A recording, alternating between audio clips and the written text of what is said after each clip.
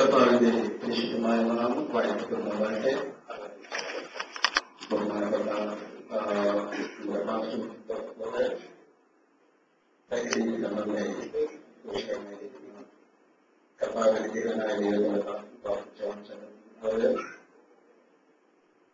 കർത്താവിന്റെ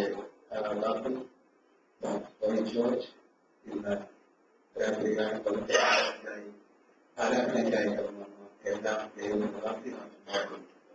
ദേശത്തിന്റെ നാമത്തിൽ വന്ദനം അറിയിക്കുന്നു.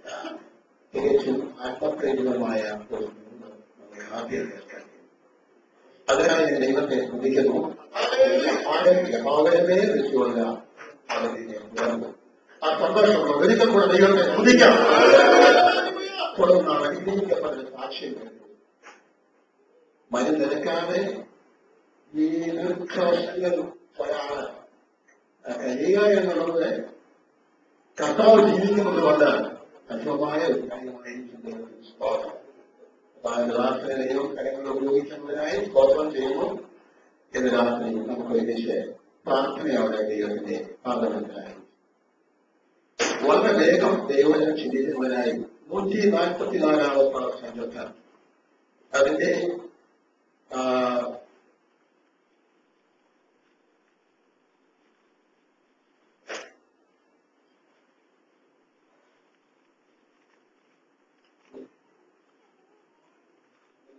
ഒരു വാക്യം വായിക്കാൻ 13 മുതലുള്ള 13 വാക്യമുള്ളൂ.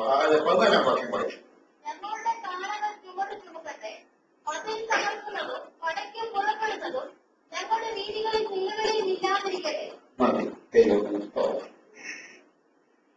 നാം ചിന്തിക്കാൻ പോകുന്നത് കാളകളെ കുറിച്ചാണ്. അപ്പോൾ നിങ്ങൾക്ക് തോന്നും വേറെ ഒന്നും പറയാനെങ്കിൽ വാർത്ത ഈ കാളയെ കുറിച്ച് എന്തോ പറയാനാണ് എന്നതിലേക്ക് തോന്നിയേക്കാം.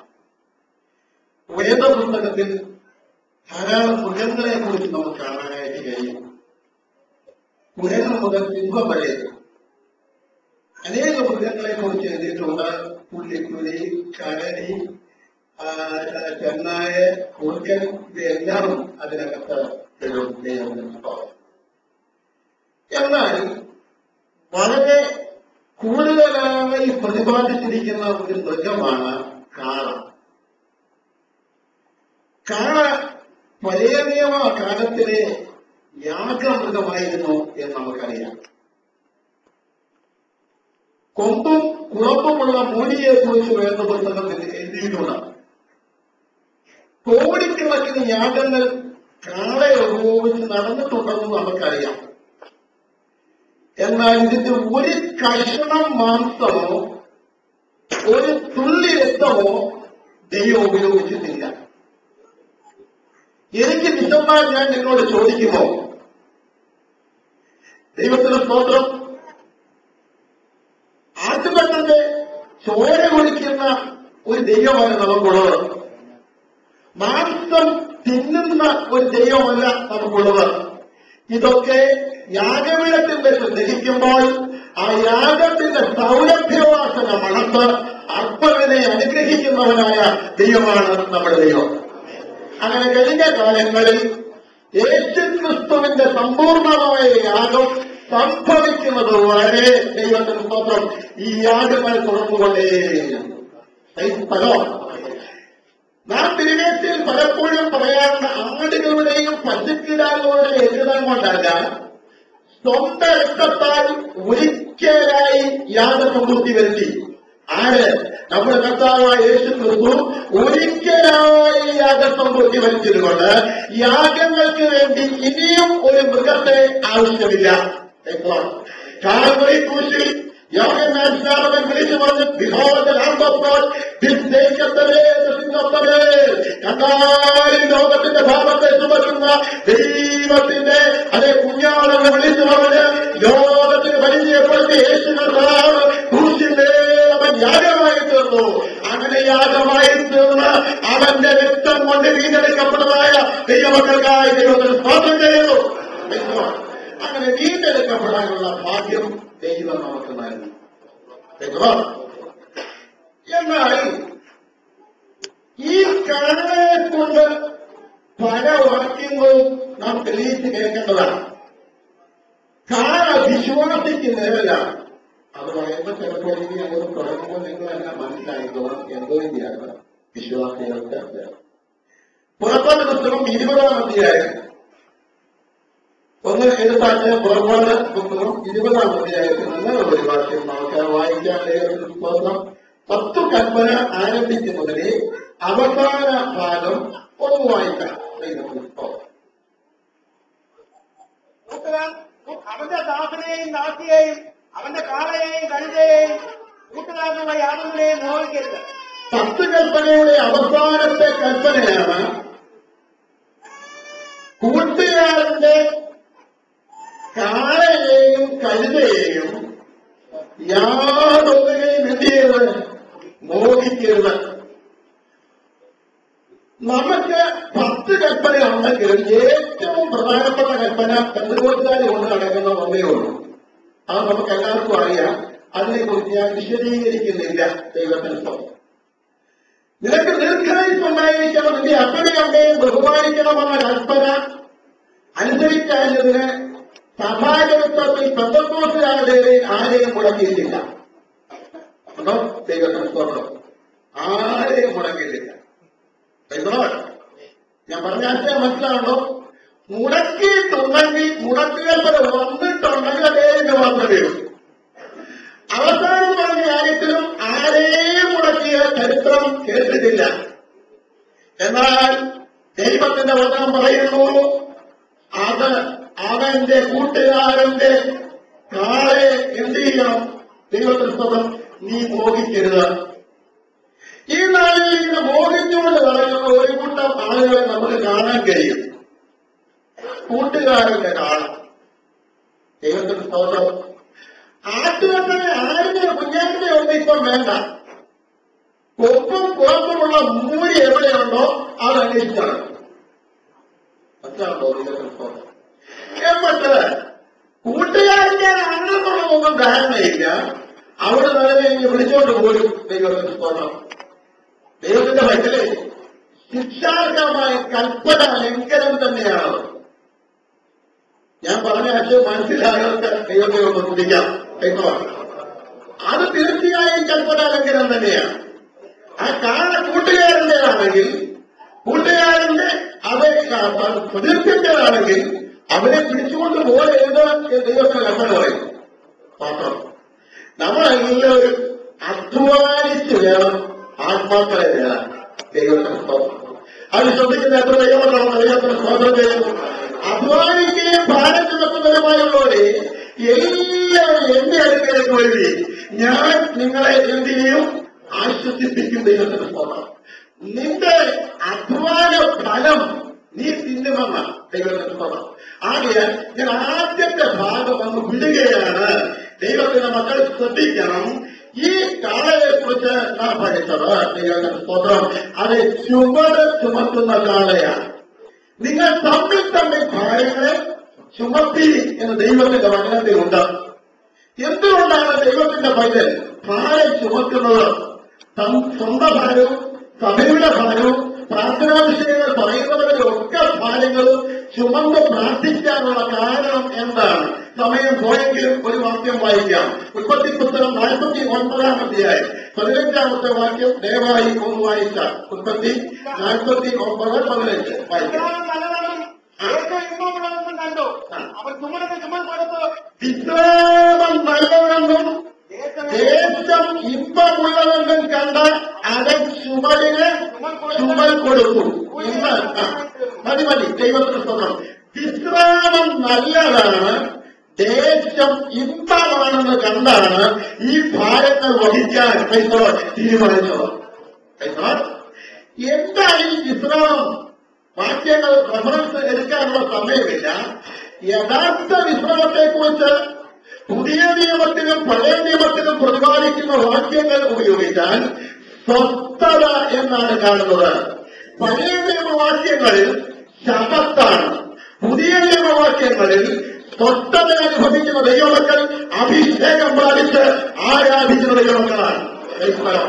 അപ്പോൾ ദൈവത്തിന്റെ പൈതൽ എന്തുകൊണ്ടാണ് ഈ ഭാരം വഹിക്കാൻ കാര്യം? എനിക്കൊരു സ്വസ്ഥത ലഭിക്കും.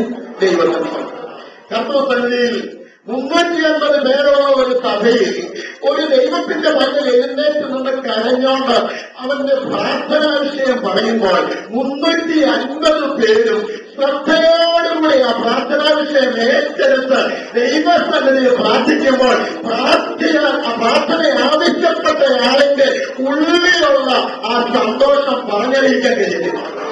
അത് മനസ്സിലാക്കിയിട്ടുള്ള ദൈവമക്കൾ കൈകളിലേക്ക് ദൈവത്തെ ഒന്ന് കുറിച്ച് നമ്മുടെ ഭാരങ്ങളെ അറിയുന്നവനാണ് നമ്മുടെ ദൈവം. അതുകൊണ്ട് ഭാരം ദൈവസന്നിധിയിലേക്ക് സമർപ്പിക്കണം. അതുതന്നെയാണല്ലോ നാം ഇവിടെ കേട്ടത്. നിന്റെ ഭാരം എന്ത് ചെയ്യണം? യഹോവയുടെ മേൽ വെച്ചുകൊള്ളണം. ദൈവത്തിന് പലപ്പോഴും ഭാരങ്ങൾ തനിയെ ചുമന്നുകൊണ്ട് നടക്കേണ്ട കാര്യമില്ല. നമുക്ക് ഫലമേൽപ്പിക്കാൻ ഉള്ളിടത്ത് ഫലമേൽപ്പിക്കണം. സഭ പ്രാർത്ഥിക്കുകയും ചെയ്യണം. അങ്ങനെ പ്രാർത്ഥിക്കുമ്പോഴാണ് ഭാരം ഒഴിഞ്ഞു പോകുന്നത്. ദൈവത്തിന് അങ്ങനെ ഭാരം ഒഴിയപ്പെട്ട ദൈവമക്കൾക്കായി ഞാൻ ദൈവത്തെ സ്തുതിക്കുന്നു.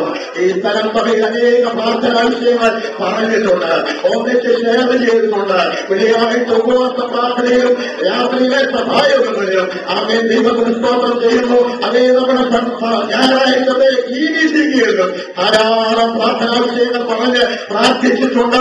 പ്രാർത്ഥനയ്ക്ക് മറുപടി കിട്ടിയ ദൈവത്തിന്റെ മക്കളോട് ദൈവത്തിന് സ്തോത്രം ചെയ്യാം. ദൈവം നമ്മെ സഹായിക്കട്ടെ. ദൈവത്തിന് സ്തോത്രം.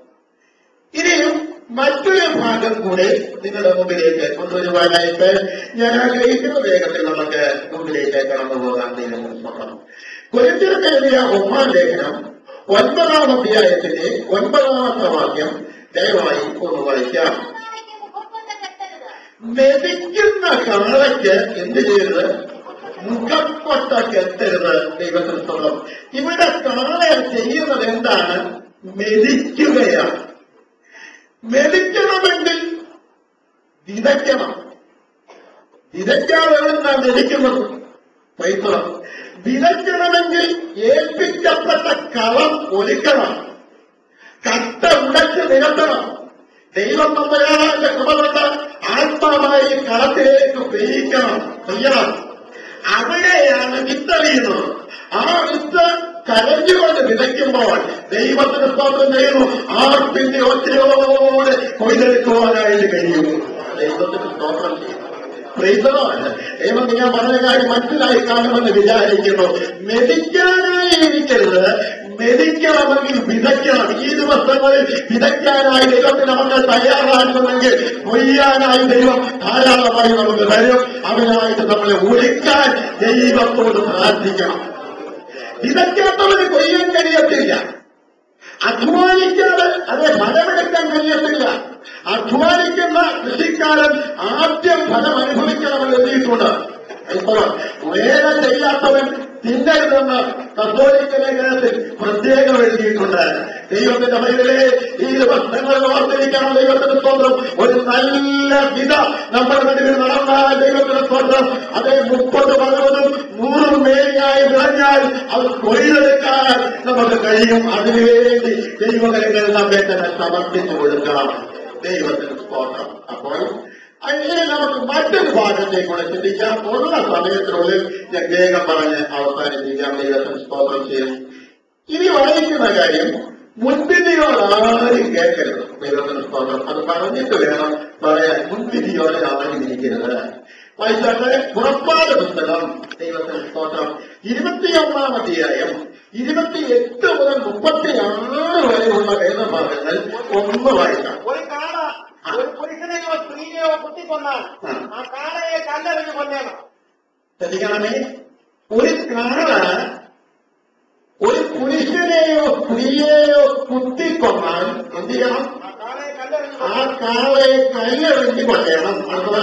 തിന്നരുത്. അതിന്റെ മാംസം തിന്നരുത്. അപ്പോൾ കാളയുടെ ഉടമസ്ഥനോ കുറ്റമില്ലാത്തവൻ. കാളയുടെ ഉടമസ്ഥൻ കുറ്റമില്ലാത്തവൻ. എന്നാൽ ആ കാള മുമ്പേ തന്നെ കുത്തുന്നതായി. ശ്രദ്ധിക്കണേ. ഈ കാള മുമ്പേ തന്നെ കുത്തുന്നതാണെന്ന് ഉടമസ്ഥൻ അറിഞ്ഞിരിക്കെ സൂക്ഷിക്കായകൊണ്ട് അവൻ അതിനെ സൂക്ഷിക്കായകൊണ്ട് അതൊരു പുരുഷനെയോ സ്ത്രീയെയോ കൊന്നു കളഞ്ഞാൽ കാളയെ കല്ലെറിഞ്ഞു കൊല്ലണം. കാളയെ കല്ലെറിഞ്ഞു കൊല്ലണം. അടുത്തത് അതിന്റെ ഉടമസ്ഥനും മരണശിക്ഷ അനുഭവിക്കണം. കേട്ടോ, ദൈവത്തിന് സ്തോത്രം ചെയ്യുന്നു. പറഞ്ഞ് മനസ്സിലായുണ്ടോ? കാള കുത്തുന്നതാണ് അറിഞ്ഞുകൊണ്ട് വഴി കൊണ്ട് കിടക്കും. കുത്തുന്ന കാളെ വഴി കെട്ടിയരുത്. കെട്ടിയാൽ വഴിയെ കൂടെ വരുന്ന ആളുകളെ എങ്ങനെ കുത്തും? കുത്തുന്നതിന്റെ ഉത്തരവാദിത്വം ആർക്കായിരിക്കും? ഈ കാളയെ നേരത്തെ പരീക്ഷിച്ച് അറിഞ്ഞിട്ടുള്ള ആരാ? ഉടമസ്ഥനാണ്. ഉടമസ്ഥൻ ഈ കാള കുത്തുന്നതാണെന്ന് മനഃപൂർവ്വമായി അറിയാവുകയും അതിനെ വഴിയിൽ കൊണ്ട് കെട്ടിയാൽ ദൈവത്തിന് സ്തോത്രം. എന്ത് സംഭവിക്കും? കാള കുത്തും, ആള് ചാകും. അവരുടെ ശിക്ഷ ആർക്ക് വെച്ചിരിക്കുന്നു? ഉടമസ്ഥന് വെച്ചിരിക്കുന്നു. കൈപ്പറോ ഒരു കാര്യം ദൈവമക്കൾ മനസ്സിലാക്കണേ, 2 പ്രാവശ്യം ഈ വാക്യം ആവർത്തിച്ചിട്ടുണ്ട്. ദൈവത്തിന് സ്തോത്രം. അതുകൊണ്ട് ഉടമസ്ഥൻ ചെയ്യേണ്ട കാര്യം വഴിത്തലയ്ക്കൽ നിൽക്കുന്ന കുത്തുന്ന കാളയെ അവിടുന്ന് മാറ്റിക്കെട്ടണം. മനസ്സിലായോ? കൈവരി ദൈവത്തിന് സ്തോത്രം പറഞ്ഞോ. അല്ലെങ്കിൽ മാറ്റിക്കെട്ടിയില്ലെങ്കിൽ എന്ത് സംഭവിക്കും? വീഴ്ച സംഭവിക്കും. ദൈവത്തിന് സ്തോത്രം. മരണം സംഭവിക്കും.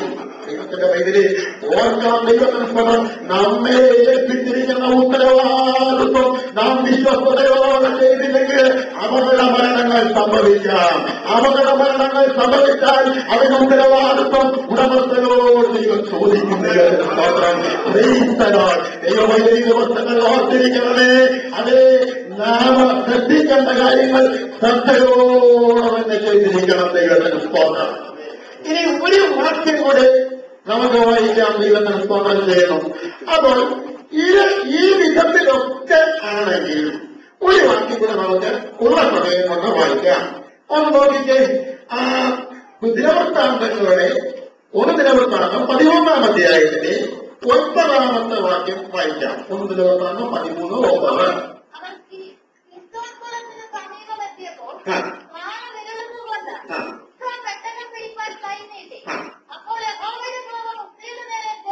ഇതിനെ ശ്രദ്ധിക്കണം.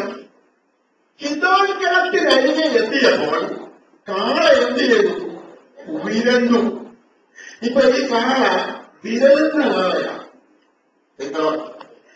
ഇത് അറിയാവും ഉദയം കൂടെ വണ്ടിയിലൊക്കെ വണ്ടിയിൽ തെളിച്ചു പോകുമ്പോൾ തുടക്കത്തിലെ കാള വരുന്നില്ല. കാള ഇപ്പൊ എവിടെ വെച്ചാണ് വരുന്നത്? കിദോൻ കിണറ്റിന്റെ എവിടെ വെച്ചാണ് വരുന്നത്? കിദോൻ കിണറ്റിന്റെ എവിടെ വെച്ച് വെള്ളം കാരണം എന്താണ്? കാളയ്ക്ക് ഇഷ്ടമുള്ള സാധനം വയലിൽ കിടക്കുന്നത് കണ്ടതുകൊണ്ടാണ് കാള വീഴാൻ കാര്യം. കിദോൻ കിണറെന്ന് പറഞ്ഞാൽ ലോകത്തെ കാണിക്കുന്നത്. ജോൺബനെ എഴുതിയ പിൽഗ്രീം പ്രോഗ്രസ് എന്നൊരു പുസ്തകമാണ്. അത് നിങ്ങൾ വായിക്കുകയാണ്. എന്താണ് പുസ്തകം? തന്നിലേക്ക് മോശയാണ്. വായിച്ചിട്ടുള്ള കയ്യിൽ വേദിക്കുക. പുസ്തകം വായിക്കുന്നുണ്ടോന്ന് അറിയാം. ദൈവത്തിന് സ്തോത്രം ചെയ്യും. ഇവിടെ ആ പുസ്തകം എനിക്ക് വളരെ ഇഷ്ടമാണ്. വേറെ പുസ്തകമാണ്. തിരുപ്പോരാട്ടം മോളിമാണ്. ഇത് 2 നല്ല പുസ്തകമാണ്. ഇത് ഞാൻ വായിച്ചു വെക്കണം. അതിനകത്ത് മായച്ചന്ത എന്ന് പറഞ്ഞ ഒരു സ്ഥലമുണ്ട്. എന്താണ് മായച്ചന്ത? ആ മായ സകലവും മായ എന്ന് പറയുന്ന മായയല്ല. അത് ശരിയാണെങ്കിലും ഈ മായച്ചന്തയുടെ അതിലെ പോകുമ്പോൾ പലപ്പോഴും വെല്ലുവിളി ഉണ്ടാകും. വിശുദ്ധന്മാരായ ദൈവത്തിന്റെ മക്കൾ, ദൈവങ്ങളെ ഏറ്റെടുത്തിരിക്കുന്ന ദൈവത്തിന്റെ മക്കൾ മായച്ചന്തയുടെ അനുഭവത്തിൽ കടന്നു പോകരുത്. മായച്ചന്ത കാണുമ്പോൾ നിന്നു പോകരുത്. ഈ ദുബായ് ഒരു മായച്ചന്തയാണ്. ദൈവത്തിന് സ്തോത്രം ചെയ്യുന്നു. ഇവിടെ നിങ്ങൾ പല മായകളും കാണാൻ കഴിയും. എന്നാൽ ഈ മായച്ചന്തൊന്നും ദൈവമക്കൾ അകപ്പെട്ടു പോകരുത്. മനസ്സിലായല്ലോ ഞാൻ പറഞ്ഞു? ദൈവത്തിന് ഒരിക്കലും അകപ്പെട്ടു പോകരുത്. കാരണം നാം വിശുദ്ധരാണ്. നമ്മളെ കാട്ടുകളും വിശുദ്ധരാണ്. നമ്മുടെ ശരീര അവയവങ്ങൾ വിശുദ്ധമാണ്. നാം ജീവിക്കുന്ന ദൈവത്തിന്റെ മക്കളാണെങ്കിൽ ആ ശരീര അവയവങ്ങൾ വിശുദ്ധമായി നാം സൂക്ഷിക്കണം. ദൈവത്തിന് പെട്ടെന്നുണ്ടായ ഒരു ചലനം നിമിത്തം വണ്ടി മറിയാൻ തുടങ്ങി. മരിക്കുവാനിടയായതിന്റെ കാരണം ഈ ലോകത്തിലേക്ക്, ഈ കളത്തിലേക്ക് ഈ കാള നോക്കിയതുകൊണ്ടാണ് ദൈവത്തിന്. ഇന്ന് രാത്രികാലം ദൈവത്തിന്റെ പേരിൽ ലോകമാകുന്ന മായയിലൂടെ കടന്നു പോകാൻ ഒരിക്കലും ദൈവമക്കളിടയാകരുത്. നാം ദൈവത്തിന്റെ മക്കളാണെന്ന് ഓർത്ത് വിശുദ്ധന്മാരായി ജീവിക്കുവാൻ ഇത് രാത്രി ദൈവകരങ്ങളിൽ നമ്മെ തന്നെ സമർപ്പിച്ചു കൊടുക്കണം. ദൈവത്തിന് സ്തോത്രം. അതുകൊണ്ട് ദൈവത്തിന്റെ രാത്രിദാസന്മാർ ലോകത്തിന്റെ ഇമ്പങ്ങളിലേക്ക് ഇറങ്ങിപ്പോകരുത്. ദൈവം പറയുന്നു, ലോകവും അതിന്റെ മോഹവും ഒഴിഞ്ഞു പോകും. ലോകത്തിന്റെ കൂടെ എഴുതിയിരിക്കുന്നതാണ് മോഹം. മോഹം ഗർഭം ധരിച്ച് പാപത്തെ പ്രസവിക്കുന്നു. പാപത്തിന്റെ ശമ്പളം മരണമത്ര. ഈ വാക്യം വായിക്കുന്ന ദൈവങ്ങൾക്കായി ഞാൻ ദൈവത്തെ സ്തുതിക്കുന്നു. ഒരു മോഹം നമ്മളെ ഭരിക്കാനിടയാകാതെ ഈ ദുഷ്ടലോകത്തില് വിശുദ്ധന്മാരായി ജീവിക്കാൻ നമ്മെ താമസിച്ചു കൊടുക്കണം. ദൈവത്തിന് സ്തോത്രം. അങ്ങനെ വിശുദ്ധന്മാരായി ജീവിക്കുന്നവർക്ക് വേണ്ടിയാണ് നമ്മുടെ കർത്താവ് വരുന്നത്. ഇനിയുള്ള 10 മിനിറ്റ് സമയത്ത് 5 മിനിറ്റിലൂടെ വേറൊരു വാക്യത്തിലേക്ക് നിങ്ങളുടെ ശ്രദ്ധപ്പെടുത്തുവാനായിട്ട് ഞാൻ ആഗ്രഹിക്കുന്നു. ദൈവത്തിന് സ്തോത്രം ചെയ്യുന്നു. ഒരു വാക്യം നമുക്ക് വായിക്കാം. 2 ദിനവൃത്താന്തം 4-ാം അധ്യായത്തിന്റെ 4-ാമത്തെ വാക്യം ഒന്ന് വായിച്ചാൽ. 2 ദിനവൃത്താന്തം.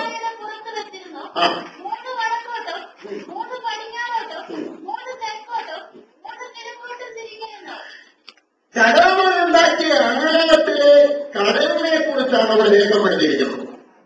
ഈ കടൽ വെച്ചിരിക്കുന്നത് എവിടെയാണെന്നാണ് പറഞ്ഞിരിക്കുന്നത്. 12 കാലങ്ങളുടെ പുറത്താണ് ഈ കടൽ വെച്ചിരിക്കുന്നത്. ദൈവത്തിന് സ്തോത്രം. ഓർത്താലേ അത് 3 സൈഡിലേക്കാണ്, 4 സൈഡിലേക്കാണ് നിൽക്കുന്നത്.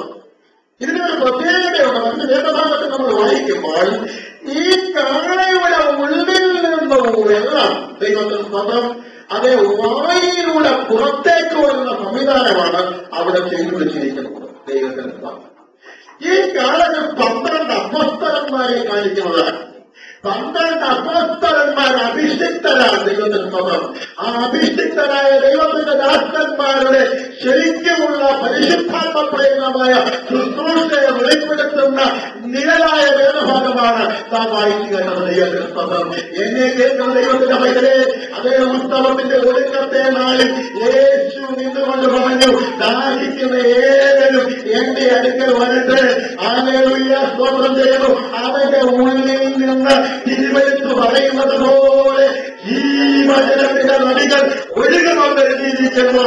ഇന്ന് രാത്രി അഭിഷേകം പ്രാപിച്ച ദൈവമക്കൾ ദൈവത്തിന് ശക്തമായ ഒന്ന് സ്തുതിച്ചാട്ടെ. കൈകളും ഉയർത്തിപ്പിടിച്ചേ. എന്റെ സഹോദര, ദൈവം ഒരു ശുശ്രൂഷ നിങ്ങളെ ഏൽപ്പിച്ചിട്ടുള്ള ആ ശുശ്രൂഷ അഭിഷിക്ത ശുശ്രൂഷയാണ്. ഓരോ ശുശ്രൂഷയല്ല. നീ പാടുമ്പോൾ ആത്മാവിൽ പാടണം, നീ പ്രാർത്ഥിക്കുമ്പോൾ ആത്മാവിൽ പ്രാർത്ഥിക്കണം, നീ ശുശ്രൂഷിക്കുമ്പോൾ ആത്മാവിൽ ശുശ്രൂഷിക്കണം, നീ ജാഗരിക്കുമ്പോൾ ആത്മാവിൽ ജാഗരിക്കണം, നീ ജാഗരിക്കുമ്പോൾ ആത്മാവിൽ ജാഗരിക്കണം. നിന്റെ വലിയ ശുശ്രൂഷ അഭിഷിക്തമായ ശുശ്രൂഷയായിരിക്കട്ടെ. അല്പസമയം നമ്മുടെ കണ്ണുകളുടെ സ്വാതന്ത്ര്യം ചെയ്യാം. സമയത്തിന് വേഗം അവസാനിപ്പിക്കാം. ആകയാൽ അഭിഷിക്തമായ ഒരു ശുശ്രൂഷ വെളിപ്പെടുവാൻ തന്റെ മക്കളെ കുറിച്ച് സർവശക്തനായ ദൈവം ആഗ്രഹിക്കുന്നുണ്ട്. പെന്തക്കോസ്ത് കൂട്ടായ്മ ഇത്രയും വേഗം വളരാനുള്ള കാരണങ്ങളിൽ ഒന്ന് അവരുടെ പകർന്ന പരിശുദ്ധാത്മാവിന്റെ ശക്തിയാണ്. വിദ്യാഭ്യാസത്തിന്റെ അതേ വലിയ കാര്യമല്ല. അത് ധനത്തിന്റെ കഴിവൊന്നുമല്ല. ഇപ്പോഴൊക്കെ അത് ഉണ്ടാകാം.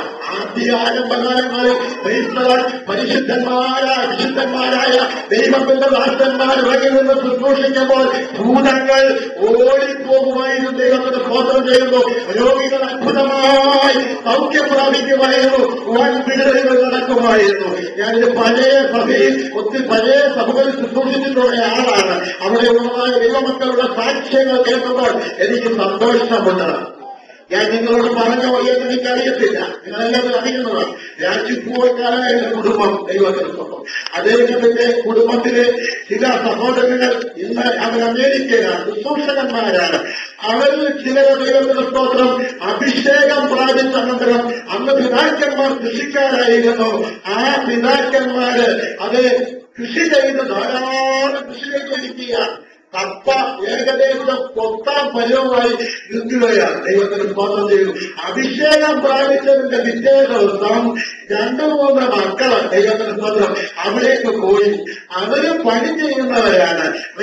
കൂടാരിയെടുത്ത് കുത്തിക്കൊണ്ടിരിക്കുമ്പോൾ പഴയ ദിവസം പ്രാപിച്ച അഭിഷേകത്തിന്റെ ശക്തി അവരെ ഭരിച്ചു. അവർ പാട്ടിന്റെ അടി പാടിക്കൊണ്ട് അത് ചെയ്തത്. ദൈവത്തിന്റെ സ്തോത്രം. കുറെ സമയം കഴിഞ്ഞപ്പോഴത്തേക്ക് അഭിഷേകത്തിന്റെ ശക്തി വർദ്ധിച്ചു. അഭിഷേകത്തിന്റെ ശക്തി വർദ്ധിച്ചു എന്ന് ശരിയാണെങ്കിലും കണ്ണു തുറന്നു നോക്കിയപ്പോൾ കപ്പ പറയുക. ദൈവത്തിന്റെ സ്തോത്രം. അങ്ങനെ അപ്പൻ വന്ന് ചെന്തിനാണ് കപ്പ കളഞ്ഞെന്നല്ല ചോദിച്ചത്. മകനെ, നിന്നെ ദൈവം അനുഗ്രഹിച്ചതിനായി ഞാൻ ദൈവത്തെ സ്തുതിക്കുന്നു. അതായിരുന്നു അക്കാലത്തെ അഭിഷേകം. നിങ്ങൾ ഇവിടെ പഴയ കാലങ്ങൾ ജീവിച്ച ദൈവത്തിന്റെ ദാസന്മാരൊക്കെ ചെയ്യുമ്പോൾ മേൽക്കൊടുക്കി സഭയുടെ കാര്യം എനിക്കറിയാൻ 19 ഡിസ്ട്രിക്റ്റിൽ അത് ആയിരുന്ന ആളാണല്ലോ. അന്നത്തെ മാസയോഗത്തിന് യോഗങ്ങൾക്കൊക്കെ കിടത്തക്കകത്ത് പയറ് മുഴുകിയാണ് കൊടുക്കുന്നത്. ഇന്ന് ചിന്തിക്കാൻ കഴിയുമോ? ചോരാത്ത ആ കണ്ണഞ്ചരട്ടയുടെ കണ്ണില്ലാത്ത ഭാഗത്ത് ചക്കരക്കാപ്പി കൊടുത്ത് പയറും ഉരുകിക്കൊടുത്ത ആദ്യയോഗം നടത്തിയിരുന്നത്, രാത്രിയോഗം നടത്തിയിരുന്നത്. സമയം ഒന്നും നോക്കത്തില്ല. ചിക്കുവാൻ കുറച്ചു ഭാഗം തെറുത്തു വെച്ചിട്ട് ബാക്കി ഭാഗത്തും ദൈവമക്കൾ അത് ആരാധിച്ചു. കാത്തിരിപ്പ് യോഗം ശക്തമായി ഉയർന്നപ്പോൾ ചിക്കുമായ തുറയിൽ നിന്നുകൊണ്ട് ദൈവത്തിന്റെ മക്കൾ നൃത്തം ചെയ്തു. നിങ്ങൾ എപ്പോഴും അവിടെ ജീവിക്കുന്ന ആളുകളൊന്ന് അന്വേഷിച്ചാൽ അറിയാം. അങ്ങനെ നൃത്തം ചെയ്ത് ദൈവത്തെ കുറിച്ചു. യോഗം പാതിര കഴിഞ്ഞപ്പോൾ നിന്നു. ദൈവത്തിന് സ്തോത്രം. ചിക്കുവ മടക്കി വെക്കാനായി തുറന്നു നോക്കിയപ്പോൾ മൂർഖൻ പാമ്പ് ചടഞ്ഞ് അടഞ്ഞ് ദൈവത്തിന് സ്തോത്രം പല ഭാഗത്ത് ചടഞ്ഞ് ചോരി കുളിച്ചു കിടക്കുന്നു. ദൈവത്തിന് സ്തോത്രം. പറഞ്ഞത് മനസ്സിലായോ? അതായിരുന്നു അന്നത്തെ അഭിഷേകം. അയ്യോന്റെ സ്വന്തം പറയാമോ? ഇപ്പൊ ദൈവദാസന്മാരെ ഒന്ന് വഴക്കി പിടിച്ച് കുലുക്കി അങ്ങനെ ചെയ്തു, ഇങ്ങനെ ചെയ്തു, അത് ചെയ്തു, ഇതിന്റെ രക്തമറ, സ്വതന്ത്രമറ, അല്ലേവിനമറ, ഇതൊന്നും വേണ്ട. ദൈവത്തിന്റെ മക്കളെ, നീ ആരാധിക്കാൻ മനസ്സ് വെച്ചാൽ, ശക്തിയായി ദൈവത്തെ ആരാധിക്കാൻ മനസ്സ് വെച്ചാൽ, ഇന്ന് വളർന്നു ദൈവത്തിന്റെ അഭിഷേകത്തിന്റെ ദൈവം വിശ്വസമാണ്. വിശ്വസിക്കുന്ന ദൈവം പറയാം. ദൈവത്തെ ആരാധിക്കുന്ന മാത്രമേ അത്ഭുതമായ ശക്തികളെ വ്യാപാര യാത്രികാരൻ ഈ സഭാലയത്തിൽ വെളിപ്പെടുന്നെങ്കിൽ ദൈവത്തെ ആരാധിച്ച് വായനോടെ ദൈവത്തിന്റെ രഹസ്യങ്ങളെ ശക്തിയായ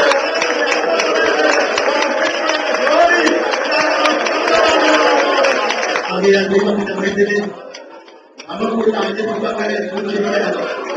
ദൈവം നമുക്കിടയാക്കി വായനയിലേക്ക് ഇറങ്ങിപ്പോകാൻ നിരുന്നവനായി തീരാൻ ശിഷ്യന്മാരായി ജീവിക്കാൻ ദൈവം നമ്മളെ സഹായിക്കട്ടെ. അനുഗ്രഹം പ്രാപിച്ച് മടങ്ങേണ്ടത് കൃപയും വിജയം പകരട്ടെ.